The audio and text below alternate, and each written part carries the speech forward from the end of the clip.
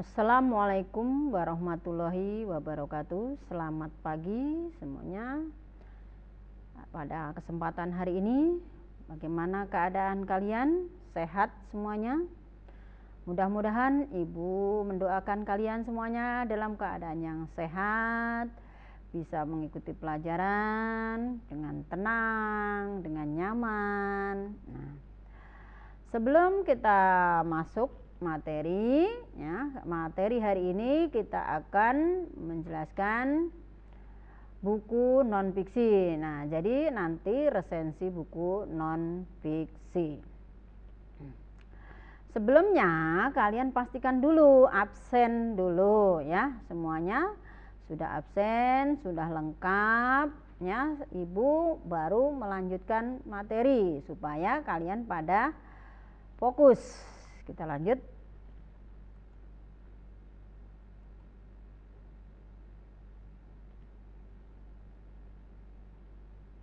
Nah, pada saat kita akan membaca buku non fiksi, jadi satu, mampu mencatat identitas buku. Apa identitas buku itu? Ya, terdiri dari judul buku, nama pengarang, tahun terbit, nama penerbit, jumlah halaman, harga buku, itu termasuk pada identitas buku. Nah, selanjutnya mampu mendaftar pokok-pokok isi buku. Nah, di situ di dalam daftar isi ada apa saja isinya. Bisa ditulis. Mampu mencatat keunggulan buku. Karena tadi sudah membaca bukunya, isinya sudah tahu, maka kita tahu keunggulannya, buku yang kita baca itu apa. Mampu mencatat kekurangan buku, karena sudah membaca buku tersebut ada keunggulannya, ada kekurangannya. Karena seorang manusia itu tidak luput dari kekurangan, ya, tidak selalu sempurna. Sehingga hasil karyanya pun ya ada juga kekurangannya, ada kelebihannya. Sehingga kita sebagai seseorang yang membaca buku, nah kita membuat resensi, gitu, menilai. Nah, yang selanjutnya mampu menulis resensi, nah menilai, mampu mendiskusikan resensi. Pengertian resensi. Nah, apa itu resensi? Nah, istilahnya resensi berasal dari bahasa Belanda, resenti. Bahasa Latinnya recensio, yang berarti memeriksa kembali. Jadi kita periksa kembali buku yang kita baca. Recensio berarti ulasan, mengulas, memberikan tanggapan, memberikan penilaian, dan memberikan apresiasi. Buku ini bagus karena alasannya apa? Nah, memberikan sebuah apresiasi. Seseorang yang bersifat subjektif terhadap suatu karya cipta. Buku non-fiksi adalah buku atau karangan yang dibuat berdasarkan hal-hal yang benar terjadi dalam kehidupan sehari-hari dan mengandung fakta. Nah, kalau itu bukan fakta, hayalan, berarti bukan buku non-fiksi, berarti buku fiksi. Nah, karena kita membahas buku non-fiksi, maka bukunya berupa fakta isinya. Jenis buku non-fiksi antara lain ada buku teori tentang sastra, linguistik, hukum, biografi, filsafat, sejarah, ekonomi, kesehatan, dan pendidikan, dan masih banyak lagi. Tujuannya untuk apa? Kita itu mengadakan resensi, memberikan informasi yang memberikan informasi yang komprehensif, lengkap dalam sebuah buku komprehensif. Mengajak membaca untuk memikirkan, merenungkan, dan mendiskusikan permasalahan yang muncul dalam sebuah buku. Mengajak pembaca memikirkan, merenungkan, mendiskusikan. Nah, siapa saja yang membaca buku tersebut ikut menilai, mengajak mendiskusikan apa yang ada tersebut yang perlu diperbaiki.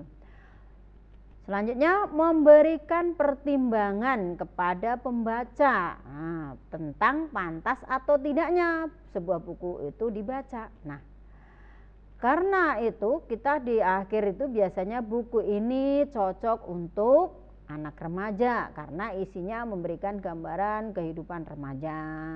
Buku ini cocok untuk seorang guru karena buku tersebut memberikan bagaimana cara proses mengajar mendidik siswa. Bisa juga cocok juga untuk orang tua. Nah, jadi tergantung dari buku tersebut isinya apa. Jadi memberikan sebuah pertimbangan si pembaca ini menjelaskan buku ini cocok untuk siapa, alasannya apa. Menjawab pertanyaan tentang siapa penulisnya. Mengapa ia menulis dan bagaimana hubungan buku-buku sejenisnya. Nah, ada berkaitan dengan buku-buku yang ditulis dengan buku-buku yang lain. Ya, bagaimana? Untuk segolongan pembaca agar mendapatkan pertimbangan dalam memilih buku. Nah, maksudnya apa? Untuk segolongan pembaca agar mendapatkan pertimbangan dalam memilih buku. Karena sudah dibuat resensi, maka seseorang tadi cukup melihat di resensinya. Oh, isinya begini, kelemahannya, keunggulannya. Lalu buku ini biasanya di akhir itu ada buku ini cocok untuk seorang yang biasanya suka dengan komputer, yang suka dengan ilmu sosial, yang suka dengan mungkin novel seperti novelnya Anwar Fuadi, itu bagus, sangat membangun ya, banyak yang memberikan contoh-contoh kehidupan yang nyata dan yang bagus. Nah, maka memberikan sebuah pertimbangan kepada si orang yang ingin membaca.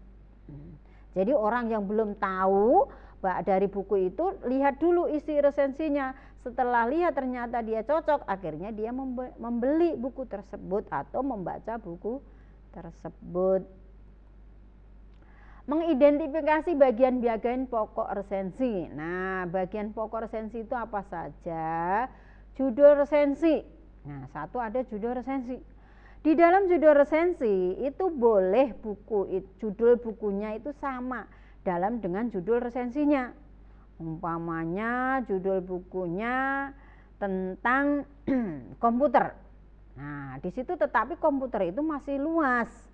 Lalu dibuat judul resensinya, umpamanya materinya di situ jaringan komputer. Nah, mengapa dia menuliskan judul resensi jaringan komputer? Karena yang dibahas dalam buku tersebut isinya tentang jaringan. Sehingga dia bisa menafsirkan, oh, judul resensi itu tidak harus sama dengan judul buku. Perlu kalian tahu ya. Jadi boleh judul bukunya ditulis sama dengan judul resensinya juga boleh. Tetapi boleh juga menulis judul resensinya itu apa yang ada di dalam buku tersebut dituliskan, isinya intinya apa sih, boleh. Yang kedua, identitas kepengarangan dan data atau publik. Judul bukunya apa, pengarang, penerbit, tahun terbit, jumlah halaman. Nah, itu identitas. Lalu bagian tubuh, pendahuluan. Nah, di dalam buku ada isinya pendahuluan. Tinjauan yang bersifat umum, permasalahan aktual yang berhubungan dengan topik yang ada di buku tersebut. Masih ada pendahuluan, barulah masuk ke intinya. Ya, yang kedua inti, garis besar atau pokok-pokok isi buku, kelebihan dan kekurangan buku, manfaat buku atau keuntungan yang bisa diperoleh. Setelah itu penutup atau kesimpulan, saran, pertimbangan kepada calon pembaca. Nah, buku ini bagus karena begini-gini. Saya menyarankan untuk orang yang suka ini silahkan membeli atau silahkan membaca. Nah, itu adalah sebuah pertimbangan ya, sebagai penutup di dalam sebuah resensi buku non fiksi. Nah, resensi buku non fiksi beda dengan resensi fiksi. Kalau non fiksi tidak perlu mencantumkan unsur intrinsik ekstrinsik karena bukan sastra ya. Nah, biasanya di dalam resensi itu ada berapa bab dalam buku tersebut, maka bisa secara ditulis dulu tiap babnya isinya apa, bab 1, bab 2, bab 3, baru disimpulkan secara garis besar, tetapi tetap dibaca dari per babnya, tahu isinya, baru dilanjutkan menjadi sebuah kesimpulan isinya apa. Itu dalam membuat resensi buku non-fiksi. Prinsip penulisan resensi: memilih objek resensi. Resensi akan mendapat perhatian jika karya tersebut masih baru, aktual, sedang naik daun, menarik perhatian masyarakat dan bermanfaat bagi kebanyakan orang. Jelas karena buku tersebut masih baru sehingga orang lain akan tertarik dari buku tersebut. Yang kedua, mengenal dan menguasai objek yang diresensi. Buku yang dinilai resensi tersebut mengenal, memahami, menguasai karya yang diresensi serta persoalan yang diangkat. Yang ketiga, mengulas dan menimbang objek resensi. Peresensi harus mampu melihat semua persoalan dalam objek yang diresensi secara komprehensif atau menyeluruh. Selain itu, dia juga harus mampu bersikap jujur dan adil. Jangan mentang-mentang ini buku karya teman saya, wah buku ini bagus. Tidak. Jadi kita sebagai seorang peresensi tetap jujur. Buku tersebut bagus, alasannya dan tidak boleh berpihak. Menulis hasil resensi. Yang keempat, menulis hasil resensi. Resensi tidak harus ditulis dengan bahasa yang formal dan baku, tetapi lebih penting dengan bahasa yang komunikatif dan menarik. Artinya komunikatif, orang lain itu paham, mengetahui, lalu orang lain tertarik membacanya. Jadi tidak bersifat kaku, itu dalam membuat sebuah resensi. Langkah-langkahnya membuat resensi: 1. Mengenali buku yang akan diresensi, membaca buku yang akan diresensi. Jelas, mengenal dulu, dibaca bukunya, menentukan pokok pikiran tiap paragraf atau tiap babnya, menyusun menjadi sebuah pokok pikiran. Tadi sudah Ibu jelaskan, yaitu membaca tiap paragraf dalam satu bab disimpulkan isinya apa, baru menyusun pokok pikiran secara menyeluruh dalam satu buku. Kelimanya, menentukan sikap dan menilai keunggulan dan kelemahan buku. Di sini kelemahannya apa buku ini, kebaikannya apa buku ini. Kelemahan kebaikan dari segi isinya, dari segi kebahasaannya, dari segi mungkin kertasnya, tulisannya, itu juga bisa termasuk dalam keunggulan maupun kelemahannya. Yang keenam, mengoreksi dan memeriksa kembali hasil resensi. Setelah menjadi sebuah resensi, kalian ulang kembali, periksa kembali, sudah selesai, sudah bagus atau belum. Ini formatnya, cara membuat resensi. Ringkasan isi buku judulnya, buku, nama penerbit, tahun, peta konsep itu jadi ada, bisa ringkasan, kelebihan, kekurangan, dan laporan hasil membaca. Kenapa ada laporan hasil membaca? Maksudnya buku tersebut tidak hanya sekali dibaca, mungkin bukunya tebal, bisa dibaca 5 kali, 3 kali, 4 kali. Judul bukunya ini, nama ini, jumlah halaman yang sekian, hari ini baru menulis bab 1. Besok lagi lanjut bab 2, besok lagi bab 3. Itu maka ada format laporan hasil membaca. Di sini bisa dilakukan kegiatan di dalam, yaitu ada literasi. Sangkut pautnya dengan literasi. Karena kita membaca buku, ada literasi. Literasi tidak hanya membaca buku saja. Literasi yang lain juga bisa, film, menggambar, musik, apa saja bisa. Ini contohnya, ya. Ada judul bukunya Cewek Semar. Di sini Ria Variana Gema Insani. Tahun terbitnya 2008, jumlah halamannya 200 halaman. Buku memang dirancang untuk membantu remaja perempuan agar dapat menyikapi permasalahan yang terjadi di sekitar kita.